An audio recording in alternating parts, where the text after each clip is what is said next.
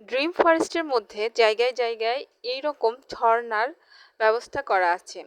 Dream ফরেস্টের মধ্যে অসম্ভব সুন্দর ফুলের গাছ আছে। রাস্তার দুই পাশে এই ফুলের গাছগুলো এত সুন্দর। এই জায়গাটা আমার খুবই ভালো লেগেছে।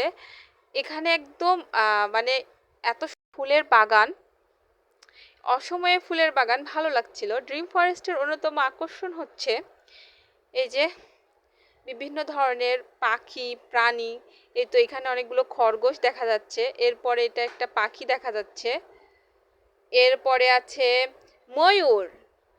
ময়ূর পেখম মেলে দাঁড়িয়ে আছে, দেখতে মাশাআল্লাহ খুব ভালোই লাগছে। এরপরে আছে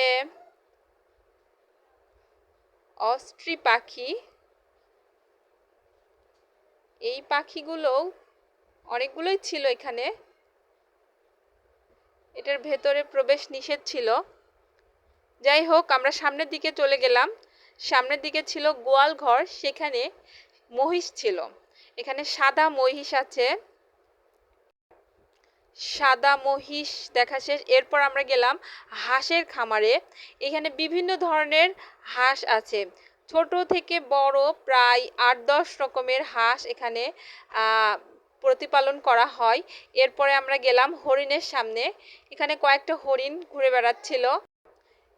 এই তো হরিণ দেখার পরে আমরা চলে গেলাম আর একটু সামনে। সামনে গিয়ে দেখি দুম্বা। দুম্বা ওখানে রয়েছে, তো ভালোই লাগছিল। সময় সুযোগ পেলে সবাই আসে গ্রিন ভ্যালি পার্কে ঘুরে।